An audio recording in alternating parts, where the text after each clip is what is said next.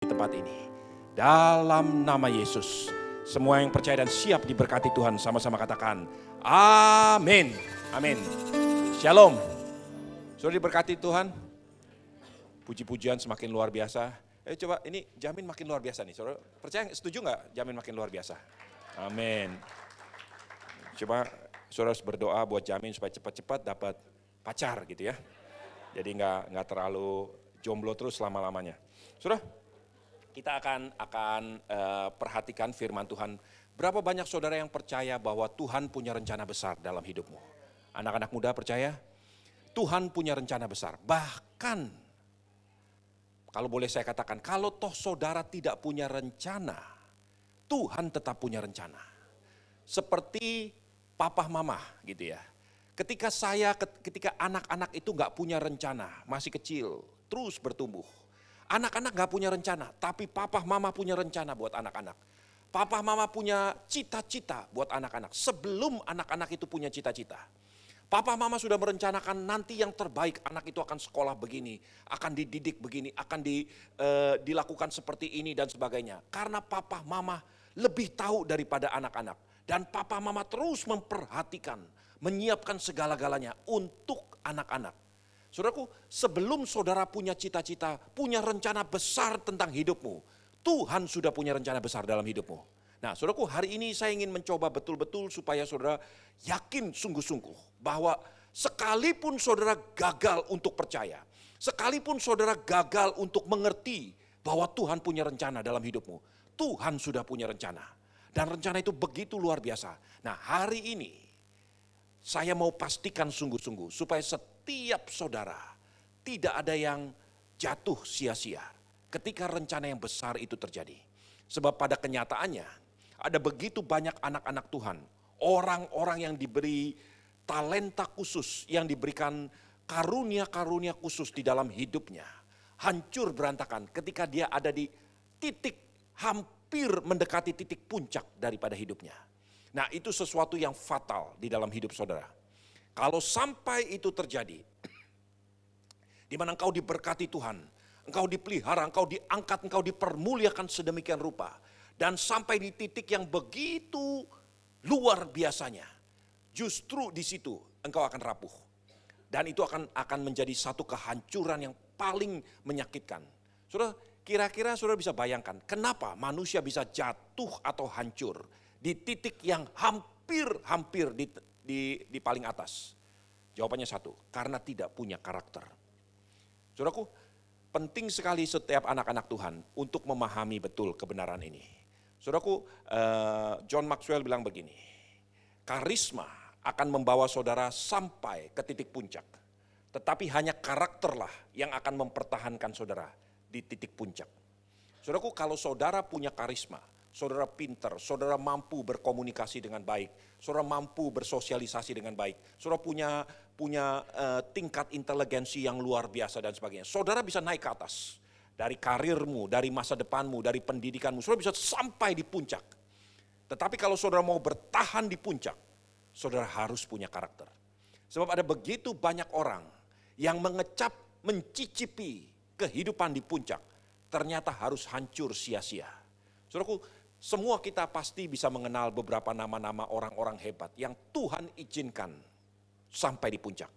Baik itu di dunia bisnis. Ada begitu banyak orang-orang hebat yang sampai di puncak. Beberapa kali kita mendengar dan melihat di tayangan televisi, orang-orang yang menurut pikiran rata-rata nggak mungkin orang bisa diberkati sedemikian rupa. Usia muda, mencapai titik puncak di dalam bisnisnya sedemikian rupa. Tapi hancur sia-sia, ketangkep KPK dan sebagainya. Dalam dunia pelayanan juga gak sedikit hamba-hamba Tuhan hebat, diurapi dipakai Tuhan luar biasa, hancur sia-sia. Hanya karena perkara-perkara yang memang menjadi cacat di dalam karakternya. Dan sudah sejak lama sebetulnya dia mengetahui. Saudaraku, dalam setiap aspek, nah hari ini kita akan belajar bahwa Tuhan rindu supaya setiap kita betul-betul mempunyai satu fondasi yang kuat untuk masuk ke dalam rencana Tuhan yang besar. Saudaraku, saya ajak saudara untuk melihat dari kitab Hakim 6. Coba lihat dan perhatikan Hakim-Hakim 6, coba baca dari ayat yang pertama sampai ayat yang ke-13. Silakan, Hakim-Hakim 6 ayat yang pertama sampai ayat yang ke-13. Hakim-Hakim 6 ayat yang pertama sampai dengan 13, demikian firman Tuhan. Gideon diangkat menjadi hakim. Tetapi orang Israel melakukan apa yang jahat di mata Tuhan. Sebab itu Tuhan menyerahkan mereka ke dalam tangan orang Midian. 7 tahun lamanya. Dan selama itu orang Midian berkuasa atas orang Israel. Karena takutnya kepada orang Midian itu, maka orang Israel membuat tempat-tempat perlindungan di pegunungan, yakni gua-gua dan kubu-kubu. Setiap kali orang Israel selesai menabur, datanglah orang Midian, orang Amalek dan orang-orang dari sebelah timur, lalu maju mendatangi mereka. Berkemahlah orang-orang itu di daerah mereka dan memusnahkan hasil tanah itu sampai ke dekat Gaza. Dan tidak meninggalkan bahan makanan apapun di Israel, juga domba atau lembu atau keledai pun tidak. Sebab orang-orang itu datang maju dengan ternaknya dan kemahnya, dan datangnya itu berbanyak-banyak seperti belalang. Orang-orangnya dan unta-untanya tidak terhitung banyaknya, sekaliannya datang ke negeri itu untuk memusnahkannya. Sehingga orang Israel menjadi sangat melarat oleh perbuatan orang Midian itu. Lalu berserulah orang Israel kepada Tuhan. Ketika orang Israel berseru kepada Tuhan karena orang Midian itu, maka Tuhan mengutus seorang nabi kepada orang Israel yang berkata kepada mereka, "Beginilah firman Tuhan Allah Israel, Akulah yang menuntun kamu keluar dari Mesir dan yang membawa kamu keluar dari rumah perbudakan. Aku melepaskan kamu dari tangan orang Mesir dan dari tangan semua orang yang menindas kamu. Bahkan aku menghalau mereka dari depanmu dan negeri mereka kuberikan kepadamu. Dan aku telah berfirman kepadamu, Akulah Tuhan Allahmu, maka janganlah kau menyembah Allah orang Amori, yang negerinya kamu diami ini. Tetapi kamu tidak mendengarkan firmanku itu." Kemudian datanglah malaikat Tuhan dan duduk di bawah pohon terbantin di Ofra, kepunyaan Yoas. Orang Abiezer itu sedang Gideon anaknya mengirik gandum dalam tempat pemerasan anggur agar tersembunyi bagi orang Midian. Malaikat Tuhan menampakkan diri kepadanya dan berfirman kepadanya demikian, "Tuhan menyertai engkau, ya pahlawan yang gagah berani." Jawab Gideon kepadanya, "Ah Tuanku, jika Tuhan menyertai kami, mengapa semuanya ini menimpa kami? Di manakah segala perbuatan-perbuatannya yang ajaib yang diceritakan oleh nenek moyang kami kepada kami ketika mereka berkata, 'Bukankah Tuhan telah menuntun kita keluar dari Mesir?' Tetapi sekarang Tuhan membuang kami dan menyerahkan kami ke dalam cengkraman orang Midian." Amin. Saudaraku, coba perhatikan perlahan-lahan satu naratif kebenaran firman Tuhan ini. Sejarahnya, plot yang terjadi pada waktu itu, Gideon adalah salah satu dari sekian banyak orang-orang Israel yang tinggal dan hidup seperti layaknya tikus-tikus di dalam goa-goa atau di pinggir-pinggir jalan. Gideon itu menempatkan tempat tinggalnya di dalam kemah-kemah atau di dalam gua-gua yang tersembunyi dari orang Midian. Kenapa seperti itu? Perhatikan ayat yang pertama. Tetapi orang Israel melakukan apa yang jahat di mata Tuhan, sebab Tuhan menyerahkan mereka ke dalam tangan orang Midian 7 tahun lamanya. Tiap-tiap kali selama 7 tahun, setiap kali orang Israel selesai panen, dia panen hasil gandumnya, hasil anggurnya, hasil buah-buahannya. Setiap kali habis selesai dipanen, tiba-tiba orang-orang Midian yang berkemah di sekeliling orang Israel datang turun dari gunung, menyerbu orang-orang Israel, merampas hasil panennya, dan mengambil semaunya, semua yang dihasilkan dengan jerih payah oleh orang-orang Israel. Orang-orang Midian tinggal menanti, di mana yang akan panen minggu ini, di kampung mana yang akan panen minggu depan. Semua orang Midian sudah tahu persis kapan waktunya menjarah. Saudara bisa bayangkan, 7 tahun orang Israel hidup dalam keadaan seperti ini. Dijarah, dihabisi. Semua hasil panennya, semua hasil kerja kerasnya dirampas oleh orang-orang Midian yang tidak pernah bekerja dan tidak mengenal belas kasihan. Mereka cuma menunggu di gunung-gunung. Mereka melihat dan menantikan kapan waktu di sini akan panen, waktu di situ akan panen. Dan pada waktu kesempatan untuk panen itu datang, mereka akan turun berombong rombongan dan sangat ketakutanlah orang Israel. Mereka lari hanya menyelamatkan sedikit daripada hasil panennya. Selebihnya daripada hasil panennya, mereka tinggalkan terbirit-birit karena takut dibunuh oleh orang-orang Midian. Saudaraku, bertahun-tahun selama 7 tahun keadaan ini menutupi atau membayang-bayangi hidup orang-orang Israel. Sehingga mereka pada waktu itu saya baca sejarah, mereka ada yang melakukan panen di tengah malam hari demi untuk menghindari ketakutan. Persis seperti yang namanya penjarahan yang terjadi. Saudaraku, para penjara itu tidak mengenal belas kasihan, tidak mengenal rasa cukup. Seperti belalang yang menyerbu satu ladang panen, mereka menyerbu semua hasil panennya. Dan mereka tunggu sampai waktunya hasil panen itu ripes atau siap matang untuk dipanen.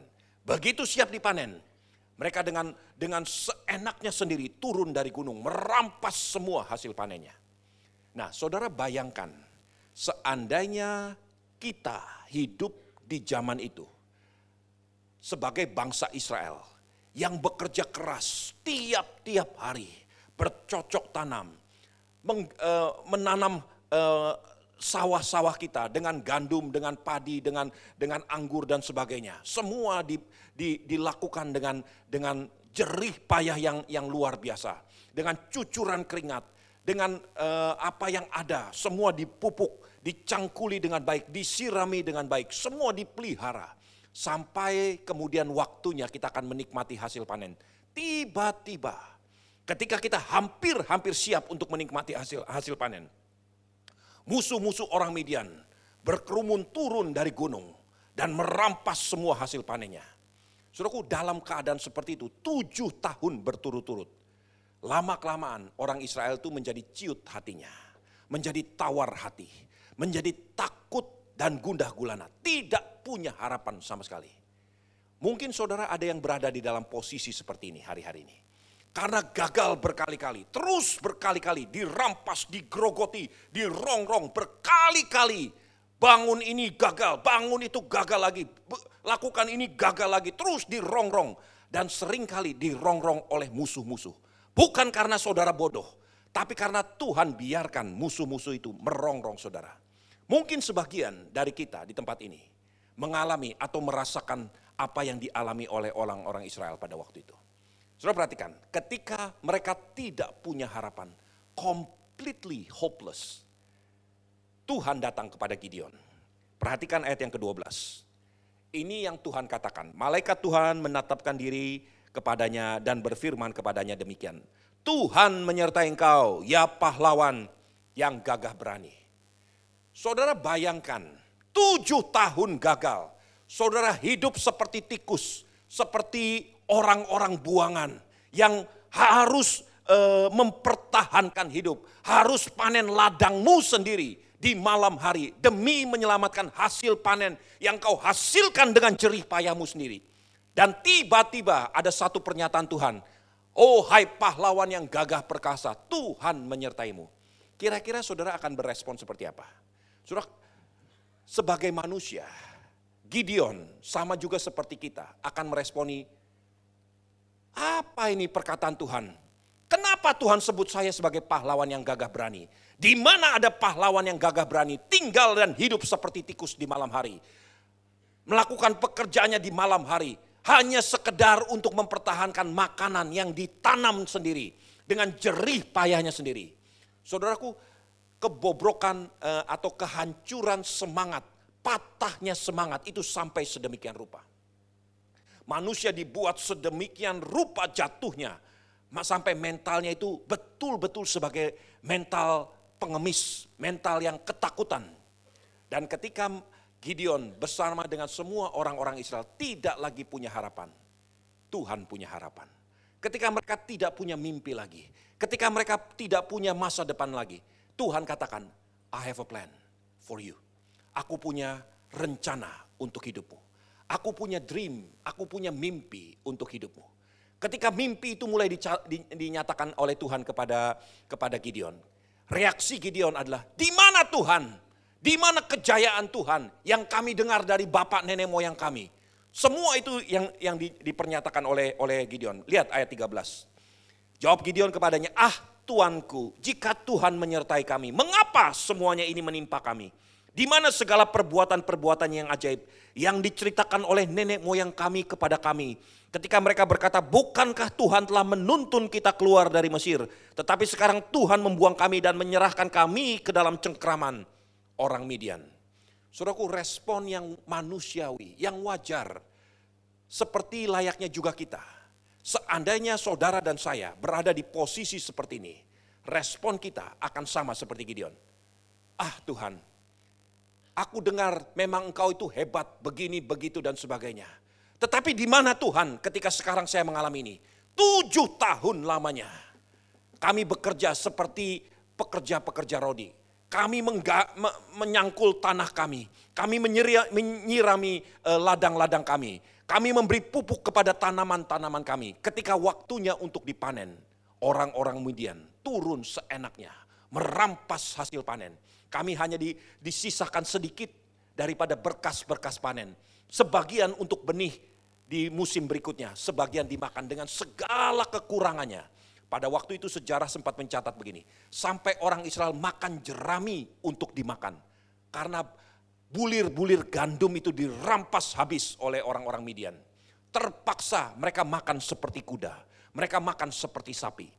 Jerami itu diolah, ditumbuk, dibuat tepung, dan tepung itu dimakan oleh orang-orang Israel. Karena begitu jahatnya, karena begitu hancur-hancuran kehidupan mereka saat itu. Mereka hidup tidak beda seperti binatang. Mereka makan seperti makanan binatang. Dan Tuhan izinkan itu terjadi. Ketika semua itu terjadi, ketika mereka ada di titik nadir daripada hidupnya, Tuhan datang kepada Gideon. Hai pahlawan yang gagah perkasa. Saudaraku, perkataan Tuhan ini seperti ejekan diterima oleh Gideon. Kenapa nyebut-nyebut aku sebagai pahlawan yang gagah perkasa? Bilang aja aku ini seperti gembel, aku ini seperti binatang yang makan daripada jerami. Yang seharusnya aku makan adalah bulir-bulir gandum. Tetapi karena bulir gandum itu dirampas oleh orang-orang Midian, terpaksa aku dan anak-anakku makan seperti ini.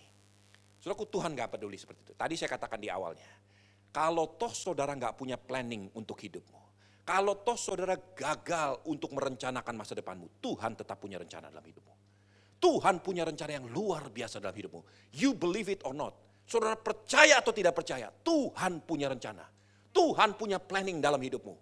Nah, tugas saya sebagai hamba Tuhan adalah membuka sedikit dari mata rohanimu. Supaya saudara mengerti bahwa Tuhan yang saudara dan saya sembah itu punya rencana besar dalam hidupmu. Dan rencana itu tidak akan gagal hanya karena saudara gagal untuk mengerti. Rencana itu pasti terjadi. Namun bahayanya, ketika engkau tidak punya planning, rencana Tuhan jadi dalam hidupmu. Tiba-tiba, hampir satu step sebelum mencapai titik puncak dari rencana itu, engkau jatuh karena dosa. Engkau jatuh karena gagal punya karakter. Dan itu yang paling menyakitkan. Demi kasih Kristus saya ingin sampaikan, saya berdoa dan saya berharap sungguh-sungguh tidak satu pun saudara ada di posisi seperti itu. Yang harus hancur hanya karena you lack of character. Saudara gak punya karakter. Saudaraku, ini yang lebih penting. Ada begitu banyak, saya gak berani sebut satu persatu nama-nama. Orang-orang hebat, saudara tahu persis orang-orang seperti itu. Yang dipakai Tuhan, diizinkan Tuhan naik ke atas. Dan hampir berada di titik puncak dari hidupnya. Hancur sia-sia. Baik itu di dunia pelayanan, di dunia bisnis, di dunia politik, di berbagai area daripada hidupnya. Hancur total hanya karena tidak ada karakter. Saudaraku, belajar untuk mengerti. Kalau toh saudara gagal untuk mengerti rencana Tuhan, that's okay. Karena rencana Tuhan pasti terjadi anyway. Tapi yang jangan saudara sampai gagal tidak mengerti adalah saudara gagal untuk tidak mengerti. Tuhan punya planning untuk karaktermu dibentuk dalam berjalan menuju rencana Tuhan. Saudaraku, kita kembali kepada apa yang dikatakan oleh Gideon. Gideon melihat bahwa pernyataan Tuhan itu seperti ejekan bagi dia. Orang yang merasa seperti ini, dia dibutakan. Padahal kalau saudara lihat pertanyaan Gideon, coba perhatikan sekali lagi ayat 13. Jawab Gideon kepadanya, kepada malaikat Tuhan, Tuanku, jika Tuhan menyertai kami, mengapa semuanya ini menimpa kami? Di manakah segala perbuatan-perbuatan yang ajaib yang diceritakan oleh nenek moyang kami kepada kami? Ketika mereka berkata, bukankah Tuhan menuntun kita keluar dari Mesir, tetapi sekarang Tuhan membuang kami dan menyerahkan kami dalam cengkraman orang-orang Midian. Saudaraku, kalau saudara mundur beberapa ayat, perhatikan, mulai dari ayat yang ke-8, maka Tuhan mengutus seorang nabi kepada orang Israel, dan berkata kepada mereka, beginilah firman Tuhan Allah Israel, akulah yang menuntun kamu keluar dari Mesir dan membawa kamu keluar dari rumah perbudakan. Aku melepaskan kamu dari tangan orang Mesir dan dari tangan semua orang yang menindas kamu. Bahkan aku menghalau mereka dari depanmu dan dari negeri yang kuberikan kepadamu. Dan aku telah berfirman kepadamu, akulah Tuhan Allahmu. Maka janganlah kamu menyembah Allah orang Amori yang negerinya kamu diami ini. Tetapi kamu tidak mendengarkan perkataan firmanku itu. Saudara lihat, Gideon bertemu dengan Tuhan. Ketika Gideon bertemu dengan Tuhan, dia mendengar rencana Tuhan. Hai pahlawan yang gagah perkasa. Karena respon antipatinya Gideon. Karena udah begitu kecewanya Gideon. Orang yang kecewa bahasanya bisa dilihat. Bahasanya itu negatif. Orang yang udah pahit bahasanya itu pahit. Kalau hatinya pahit, keluar perkataannya pahit. Kalau hatinya kecewa, keluar perkataannya kecewa. Gideon udah kecewa berat dengan kenyataan hidupnya. Gideon udah pahit melihat bagaimana hidupnya digoncang-ganjing, dipermainkan oleh orang-orang Midian.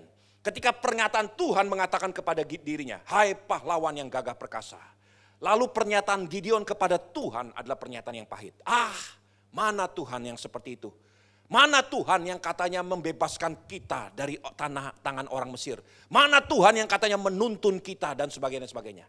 Gideon lupa, baru beberapa ayat di atas itu.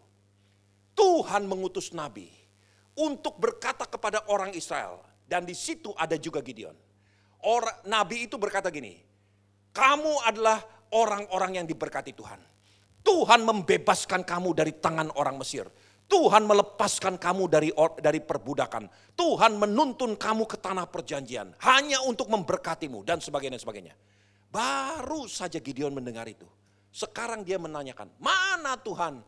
Katanya Tuhan begini, Tuhan begitu. Padahal beberapa ayat sebelumnya, Nabi itu baru berkata kepada Gideon, bukankah Tuhan yang menuntun kamu keluar dari tanah Mesir? Bukankah Tuhan yang menuntun kamu keluar dari tanah perbudakan dan sebagainya? Saudara bisa melihat ini? Dari sini kita bisa melihat, kalau saudara mengalami seperti ini, firman Tuhan berbicara, kemudian responmu, mana Tuhan? Katanya Tuhan begini, katanya Tuhan begitu. Coba periksa, maybe, just maybe, hatimu begitu kecewanya, begitu pahitnya, sampai sesuatu yang baru saja terdengar beberapa saat sebelumnya. Engkau tidak bisa melihat itu. Beberapa kali saya alami seperti ini. Baru saja mendengar firman Tuhan. Baru saja kita mendengar pernyataan yang sangat-sangat sederhana. Selesai firman Tuhan, kita langsung berontak terhadap pernyataan yang baru saja kita dengar. Persis seperti apa yang dialami oleh Gideon. Gideon baru saja mendengar bahwa tangan Tuhan membebaskan Israel. Tangan Tuhan melepaskan Israel dari perbudakan. Tangan Tuhan menuntun kepada tanah perjanjian. Sekarang dia mempertanyakan, di mana Tuhan yang menuntun? Di mana Tuhan yang membebaskan? Bukankah baru saja Tuhan katakan, yang membuat kamu terbelenggu adalah kamu menyembah Allah-Allah orang Amori. Allah-Allah negeri di mana engkau duduki sekarang ini. Tuhan baru bicara. Tapi yang didengar oleh Gideon sesuatu yang lain. Coba kita lihat kepada diri kita sendiri. Hari ini kita akan pelan-pelan melihat bagaimana Tuhan menggenapi rencana dalam hidupmu. Saudara mendengar banyak pernyataan firman Tuhan dari waktu ke waktu. Berapa banyak dari pernyataan firman Tuhan itu betul-betul engkau tangkap menjadi rema. Atau sebagian justru menjadi satu kesempatan untuk engkau melawan Tuhan. Mempertanyakan, di mana Tuhan yang begini, yang begitu, yang katanya lakukan begini, katanya lakukan begitu. Saudaraku, kenapa ada manusia yang bisa diberkati oleh firman Tuhan? Ada manusia yang berontak melawan firman Tuhan. Tergantung apa yang ada di dalam hatimu. Kalau hatimu penuh dengan kekecewaan, penuh dengan akar pahit, maka yang keluar adalah kepahitan, yang keluar adalah kekecewaan. Tapi kalau hatimu penuh dengan cinta Tuhan, engkau bisa meresponi firman Tuhan. Oh ya, itu Tuhan. Saudaraku, sekali lagi, Gideon orang yang Tuhan punya rencana. Orang yang hebat di mata Tuhan. Tetapi sekalipun demikian, dia tidak bisa melihat rencana Tuhan. Nah, Tuhan mulai membimbing Gideon. Ya, pelan-pelan saudara akan melihat bagaimana Tuhan membimbing Gideon dari kitab Hakim-Hakim 6. Saudaraku, untuk mempersingkat waktu, saya akan ajak saudara untuk melihat dari ayat yang ke-24 sampai ayat yang ke-26. Silakan.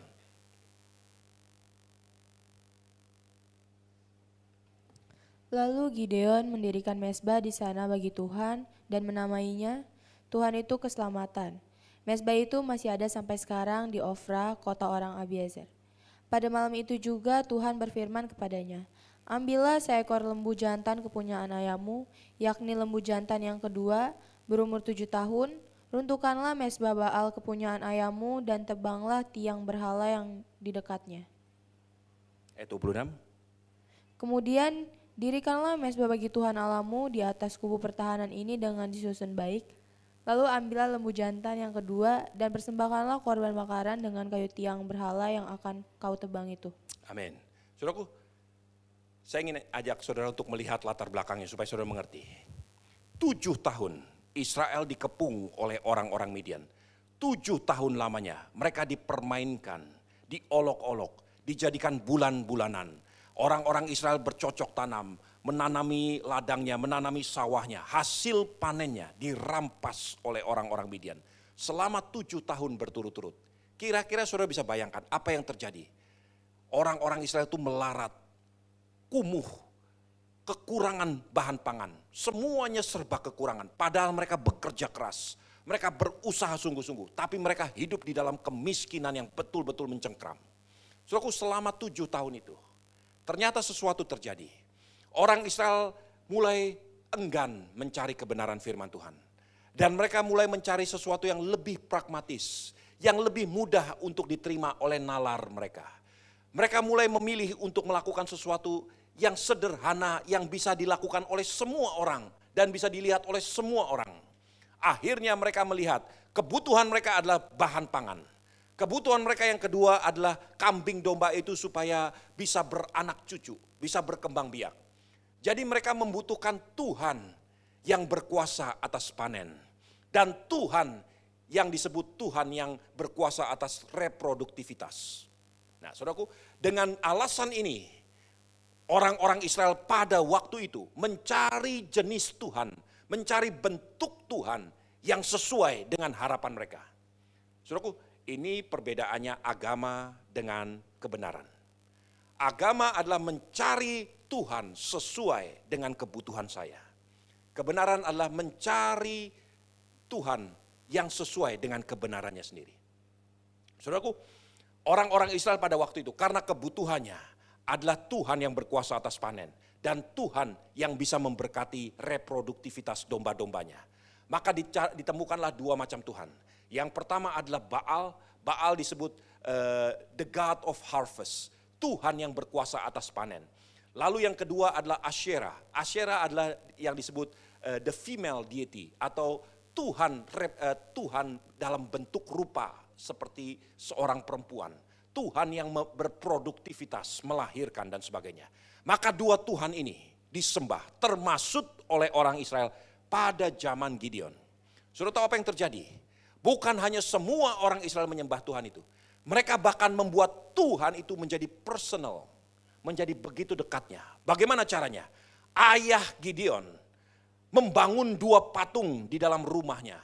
Yang satu patung Baal, yang satu patung Asyera. Di sini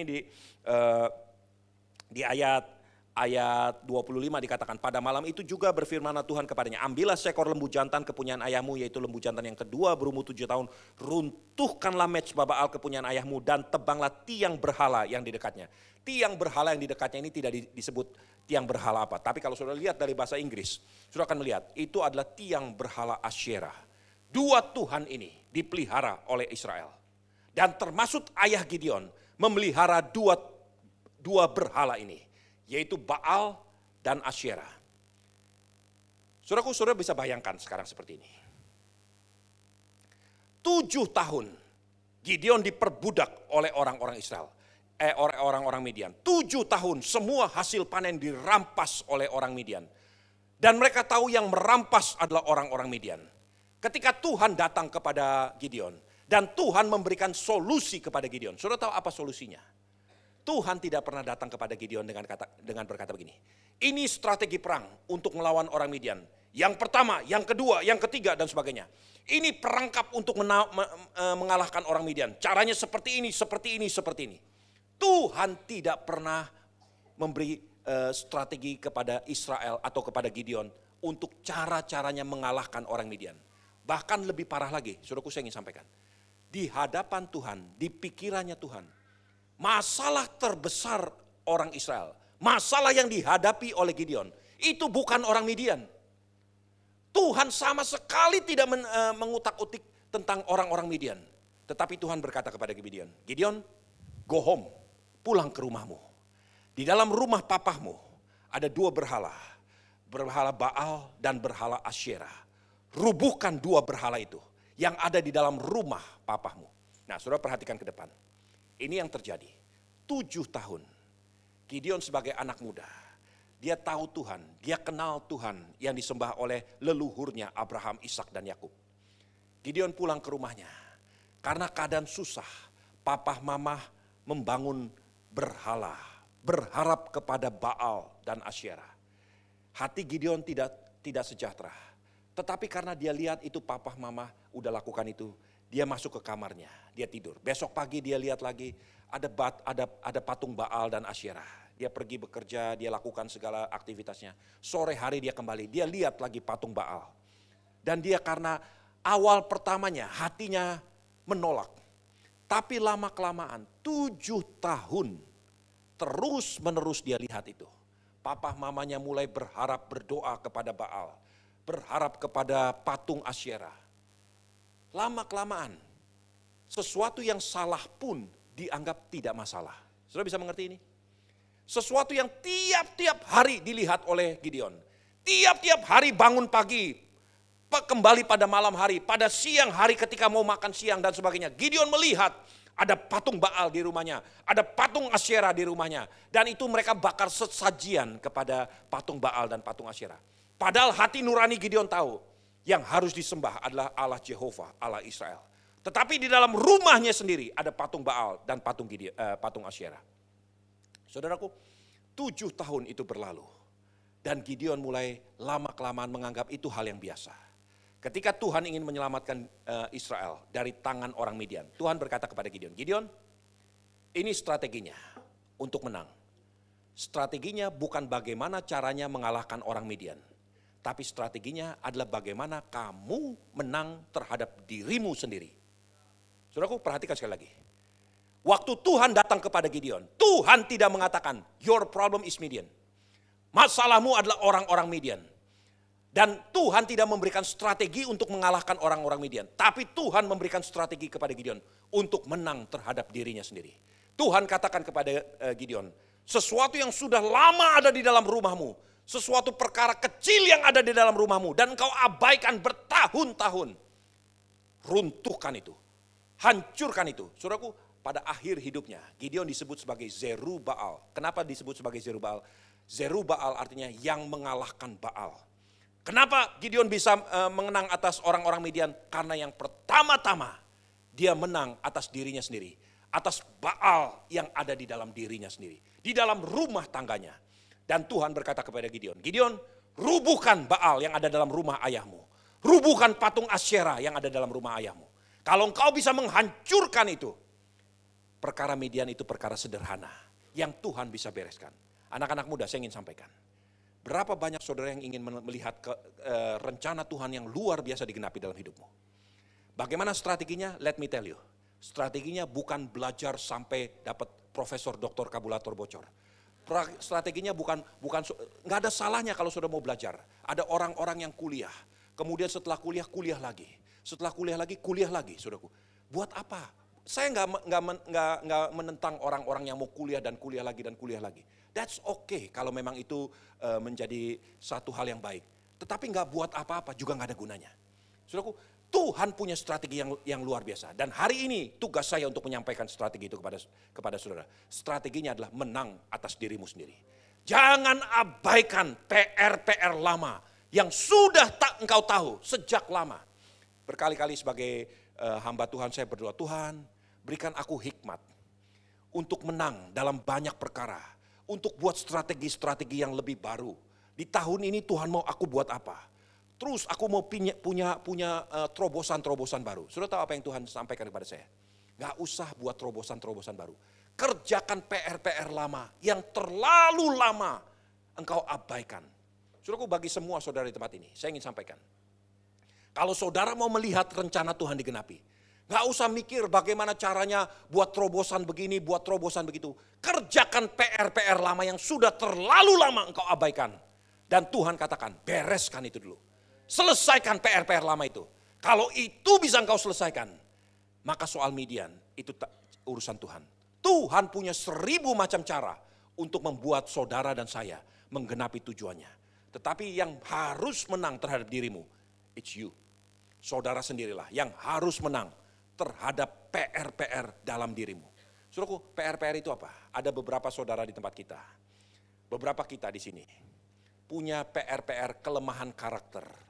Kalau saudara biarkan kelemahan karakter itu terus menerus, kelemahan karakter itu akan menjadi cacat karakter. Dan kalau cacat karakter itu sudah terjadi, maka saudara akan digulingkan oleh kecacatan karakter itu. Hati-hati dengan hal yang sederhana ini. Kelemahan-kelemahan karakter adalah salah satunya kemalasan, keangkuhan, tidak mau diatur, keras kepala, lack of obedience, tidak bisa unteachable, tidak bisa diarahkan, tidak bisa diajar. Saudaraku, hal-hal sederhana. Kalau saudara punya sadar bahwa ada cacat-cacat, kelemahan-kelemahan seperti ini, cepat-cepat Tuhan katakan bereskan itu. Sebab itu akan menjadi batu sandungan dalam hidupmu. Satu jenderal besar dari Amerika, namanya Jenderal Douglas MacArthur. Dia berkata begini, bukan batu besar yang akan menjegal hidupmu, tetapi batu-batu kecil yang ada di depanmu, itulah yang akan menjegal langkah-langkahmu. Sekali lagi, bukan batu besar, bukan perkara-perkara besar yang akan menjegal saudara. Tetapi batu-batu kecil yang sudah lama ada di situ. Dan kau tahu batu kecil itu ada di situ. Tapi kau abaikan, secara sengaja kau abaikan. Karena kau anggap remeh. Itu seperti itu biasa. Saudara bisa bayangkan kembali. Anak muda Gideon, tiap pagi dia melihat patung Asyera, patung Baal. Tiap sore dia melihat orang-orang Israel menyembah, papahnya menyembah itu. Mungkin juga Gideon ikut-ikutan menyembah. Membawa sesajen kepada patung Baal dan patung Asyera. Lama-kelamaan Baal dengan Tuhan Jehovah itu menjadi sama di hadapan Gideon. Karena dua-duanya disembah, dua-duanya dibiarkan bersandingan satu sama lain. Ketika Tuhan berkata, hai pahlawan yang gagah perkasa, I have a plan for you. Aku punya rencana bagimu. Apa rencananya Tuhan? Singkirkan PR-PR lama yang sudah terlalu lama engkau abaikan. That's the plan. Saudara tahu apa yang Tuhan ingin sampaikan kepada saudara? Bagaimana caranya supaya saudara bisa menang? Get rid of the old garbage. Sampah-sampah lama yang sudah terlalu lama menekam di dalam hidupmu. Singkirkan itu. Terlalu lama engkau akan anggap itu sebagai sesuatu yang biasa. Saudaraku, saya nggak tahu apa kelemahan-kelemahan karakter yang saudara alami. Mungkin pornografi, mungkin kebohongan, mungkin curian yang kecil-kecil, atau perkara-perkara sederhana. Dan saudara tahu, Tuhan berkali-kali katakan, I don't like that. In fact, I hate it. Aku gak suka, aku bahkan benci terhadap yang itu. Tetapi lama-kelamaan kita anggap normal, biasa, semua orang lakukan ini. Wajar, bahkan dunia akan mengatakan itu wajar, normal. Lama-kelamaan sesuatu yang tidak benar pun, sesuatu yang najis pun, kita anggap normal. Dan bertumpuk-tumpuk, lama-lama akan menjegal hidupmu. Tadi pagi saya bangun, ada satu jemaat kasih tahu saya tentang satu hamba Tuhan yang ketangkap polisi, menutup mukanya karena malu. Hamba Tuhan besar di satu kota, saya nggak usah sebut, mungkin saudara udah juga mendapatkan, karena melakukan pelecehan seksual kepada anak jemaatnya sendiri selama 17 tahun. Itu nggak dimulai tiba-tiba, perlahan-lahan. 1 kali, 2 kali, nggak ketahuan, 3 kali, nggak ketahuan, 4 kali, menyenangkan, 5 kali, biasa. dan menjadi sesuatu yang wajar. Lama-kelamaan sampai pada puncaknya ketika dia harus disadarkan. Sampai dipermalukan, dipertontonkan, disorot, dia tutup mukanya sampai kesandung jatuh. Saudaraku, kalau ini terjadi buat saudara dan saya, betapa menyakitkannya. Satu kali saya tanpa keraguan-raguan, semua saudara akan dibawa naik Tuhan kepada titik puncak daripada hidupmu. Entah itu di dunia bisnis, entah itu di dunia entertainment, atau di politik, atau di dalam rumah tanggamu, di dalam pelayananmu. Saudara akan dibawa naik Tuhan luar biasa.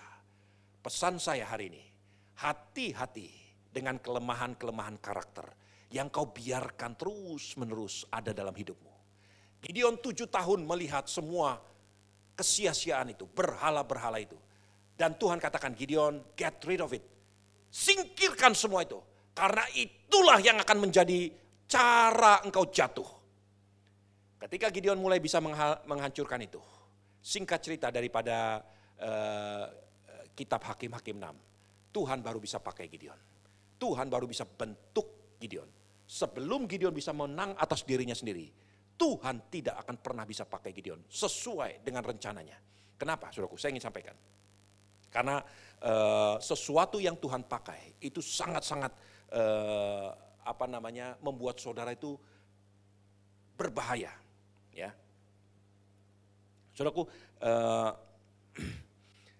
ketika Tuhan mau memberkati seseorang, maka suasana dalam hidupnya, lingkungannya akan menjadi begitu pekat dengan kemuliaan Tuhan.